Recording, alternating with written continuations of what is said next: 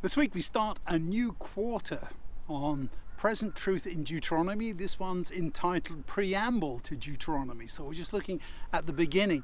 In fact, there are no texts from Deuteronomy in this study at all. Instead, we have material from Isaiah 14, Ezekiel 28. You'll be familiar with those particular chapters. Genesis 3, Genesis 12, Acts 7, Exodus 19, and 1 John 4.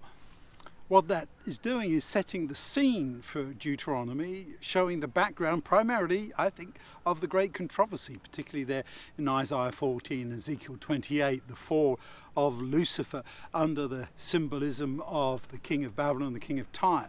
And I think that's a very significant way of looking at it. It's too bad that we can't go through Deuteronomy chapter by chapter. We skip over it. It's really a topical study of Deuteronomy that we're going to do over the next 13 weeks. But nonetheless, I believe we're going to get into some very significant material. I want to point out that, as we'll see later on, Deuteronomy was the book that Jesus quoted from the most. In all of his recorded sayings and comments there in the Gospels, Deuteronomy is number one. And that should make us think a little bit. How often do we turn to the book of Deuteronomy? You remember in the temptations, Jesus answered the devil those three temptations with quotations from Deuteronomy 6 and Deuteronomy 8. So there's a good example of the preamble to Deuteronomy, how important it was in the life of Jesus. And he must have known that very well to be able to quote it straight back, especially in that very weakened state after 40 days of fasting. So let's go back and look at Deuteronomy. The setting is on the east side of the Jordan before the Israelites cross over to go into the promised land.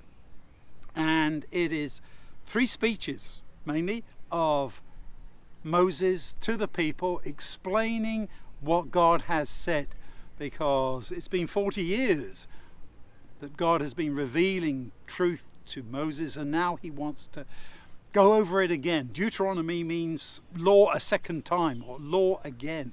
It's Moses repeating and summarizing what God has said. And I think as we look at this, we understand that God is working with people who, like us, are forgetful. They had forgotten, maybe, the miraculous crossing of the Red Sea. They have maybe forgotten the miraculous provision of manna and all the other miracles in their time spent crossing the desert, which shouldn't have taken 40 years. That was because, as it's recorded there, of their disobedience. So we need to think about that and why they needed to have these provisions spelled out for them once more. They needed to understand what God was saying to them and why he was saying it. And as I've put in here, there are a lot of ideas of how the devil is behind much of this. In material there in Genesis 3, he says to Eve, "You certainly won't die."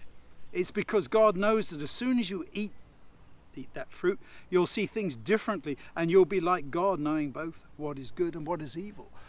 The temptation, the subtle temptation to experiment, to go beyond what God has said, even though God knows what is best for us. And I think that really is the whole point here.